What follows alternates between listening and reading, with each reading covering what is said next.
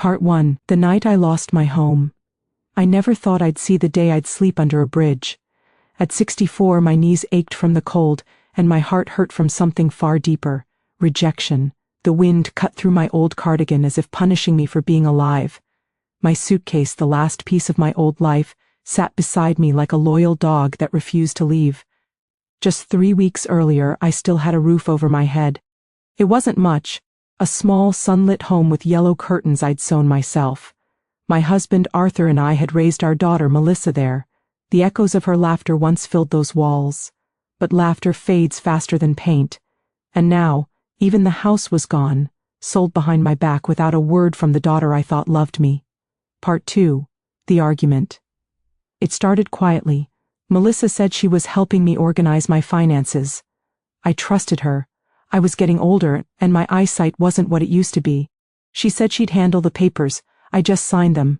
But the day movers came, I realized too late what I'd signed: the sale deed of my house. "Mom, you'll be fine," Melissa said, her voice sweet but distant. "It's better for you to move into something smaller." Smaller? That was her way of saying nowhere. When I begged her to explain, she sighed. "Mom, you've become difficult. You don't understand how much stress you cause me and Daniel. You're always here, always needing something.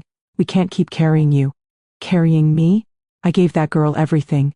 I remember grabbing her arm, tears streaming down my face. "Melissa, I'm your mother. I don't need much, just a place to rest." She pulled away as if my touch burned her. "Mom, please don't make this harder. You'll manage. You always do." That night, I slept in a shelter for the first time. Part 3.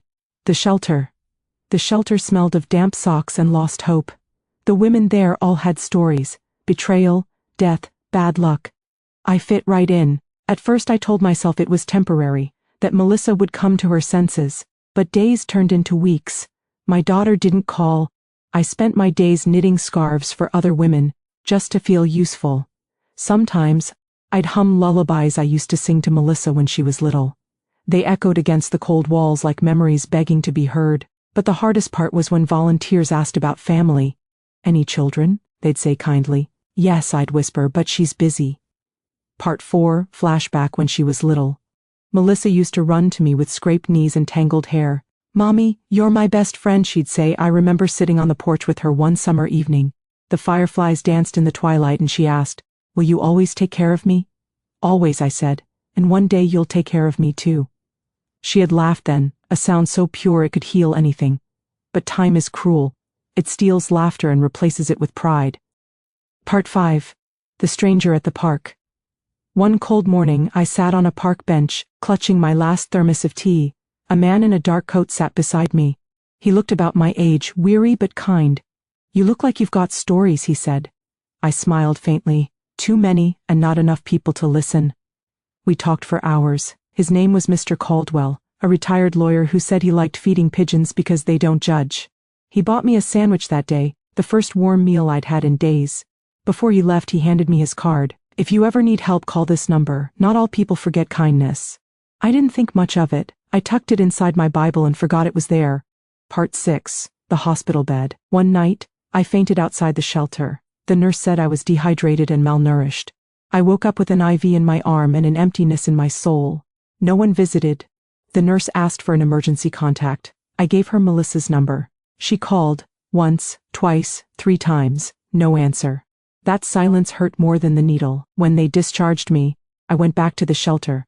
This time weaker, but my heart was turning from sorrow to resolve. Part 7. The letter. A few days later, one of the volunteers came to me holding a white envelope. "It's addressed to you," she said. The handwriting was unfamiliar, elegant, almost old-fashioned. Inside was a short note. "Mrs. Evelyn Grace, I've been searching for you for months. Please contact me immediately. Jonathan Caldwell, attorney at law." My heart skipped. Caldwell, the man from the park? I borrowed the shelter's phone and called the number, trembling. Part 8. The unexpected news. His voice came warm and clear. "Mrs. Grace, I was hoping you'd call. We've been trying to locate you for some time. I represent the estate of Mr. Arthur Bennett." My breath caught. "My late husband?" "Yes, ma'am. Apparently before his passing, Mr. Bennett invested in a startup that was later acquired for over $50 million. You, as his legal spouse, are the sole beneficiary." I froze. My heart pounded so loudly I thought I might faint again. 50 million? I whispered. Yes. We've arranged transportation and temporary housing for you until we finalize the paperwork. I hung up the phone, tears pouring down my face. Not from greed, but from disbelief. For months, I'd been invisible. Now suddenly the world saw me again. Part 9. The Transformation. Within days my life changed. I was moved into a quiet hotel suite overlooking the city. Clean sheets, warm food, a hot shower. I looked at myself in the mirror for the first time in months. Wrinkled, yes, but alive. The law firm handled everything with care. The money was real. $50 million, every cent legally mine. Mr. Caldwell smiled at me one afternoon and said, "You don't have to worry again, Mrs. Grace, not for the rest of your life." But deep down, I wasn't thinking of comfort. I was thinking of my daughter. Part 10, the phone call. 2 days after the inheritance became public record, my phone wouldn't stop ringing. Unknown numbers, messages, and then her name, Melissa. I let it ring twice before answering. "Mom, oh my God, I just heard. Why didn't you tell me?" Her voice was full of forced warmth, syrupy and brittle. "I didn't think you wanted to hear from your burden," I said softly. There was a pause. "Mom, I didn't mean it like that. Things were stressful." I could almost hear her calculating through the phone. "Why don't we meet, Mom? I miss you. Let's talk, okay?" I agreed, not to punish her but to see what remained of my daughter's heart. Part 11. The Reunion. We met at a fancy restaurant downtown. She arrived in designer clothes, makeup perfect, smile rehearsed. "Mom, you look wonderful," she said, hugging me tightly. "I was so worried about you." I looked into her eyes, the same eyes that once looked up at me from a crib, now guarded, greedy, and afraid. Over dinner she talked about her financial struggles, about how Daniel's business wasn't doing well. I listened quietly. When the waiter brought the bill, I paid, as I always did, but this time I smiled, because I knew I wasn't the same woman she had abandoned. Part 12. The Test. A week later, I invited her to my new home, a restored countryside estate with gardens Arthur would have loved. Melissa gasped as we entered. "Oh my God, Mom, this place is incredible." "Yes," I said calmly, "it's peaceful here." We had tea on the terrace. I studied her face, the same face that once told me I was a burden. I reached across the table and handed her a folded piece of paper. "What's this?" she asked. "It's a trust document," I said. "I set aside a portion of the inheritance for charity." Her face fell. "Charity?" "Yes, for elderly women who've been abandoned by their families. I call it the Second Chance Foundation." Her lips trembled. You didn't think to include me?" I looked her in the eye. "You already had your chance, Melissa." Part 13. The Breakdown. Melissa's eyes filled with tears. "Mom, I was stupid, I know. I was angry, and I took it out on you. Please, I need your forgiveness." I sighed. "Forgiveness isn't something you ask for when you need money, sweetheart. It's something you live for when you have nothing." She fell to her knees crying. The little girl I once loved flickered through her again, the one who used to hold my hand on stormy nights. For a moment my heart softened. I cupped her face. "Melissa, I forgive you," I whispered, "but forgiveness doesn't mean forgetting." Part 14. The New Beginning. Months passed. My foundation grew. We built shelters, offered meals, and gave hope to women who had lost everything.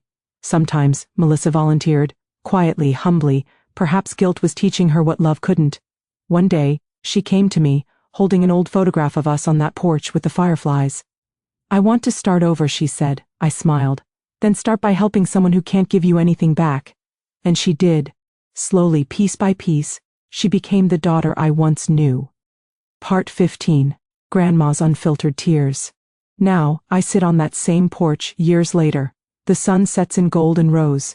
My granddaughter plays in the yard, her laughter dancing with the wind. Melissa sits beside me, older, softer, wiser. "Mom," she says quietly, "thank you for not giving up on me." Tears fill my eyes. "I almost did, sweetheart. But love, real love, never dies. It just waits for the heart to wake up." I glance at the sky, where Arthur's spirit feels close, from a homeless woman to a millionaire, from heartbreak to healing. My story isn't about money. It's about rediscovering worth when the world says you have none. Because sometimes God lets us lose everything, just to show us what truly matters. The end. Grandma's Unfiltered Tears, where pain becomes purpose and forgiveness becomes freedom.